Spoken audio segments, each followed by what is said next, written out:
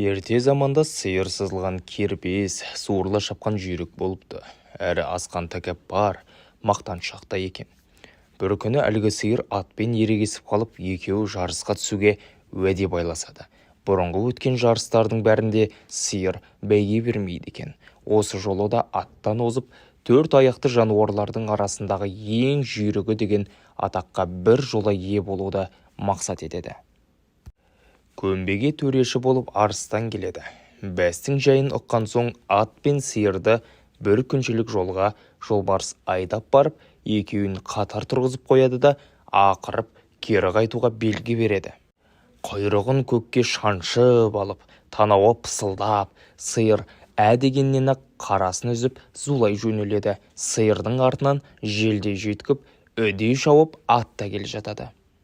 Жол ортасында бәсекелесушілерге сусын беру үшін суыр тосып отырады. Бір кезде оза шауып, елірген сиыр суырға жетіп келеді де: «Суыр, сасық су қайда?» дейді.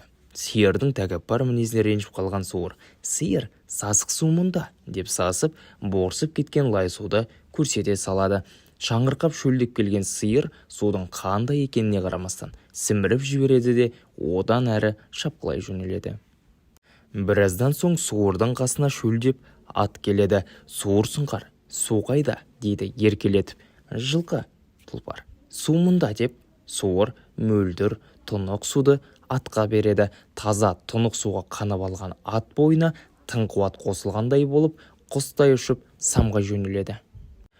Сасықлай су кеудесін алып қалған сиыр онша ұзап кете алмайды. 2-3 қырды асқан соң ат қуып жетіп, жанынан желдей жүйткіп өте шығады. Содан көмбеге бірінші болып жетеді. Содан бері жылқы 4 аяқты жануарлардың ішіндегі жүйрігі болып қалады. Кеудесін лай сасық су алып қалған сиыр содан бері шабандап жүгіре алмайтын күйде қалады. Сиырдың жатқан кезде ыңырана күрсінетіні өзінің астамшылық етіп суырға айтқан дөрекі сөзіне күні бүгінге дейін өкінеді екен деседі.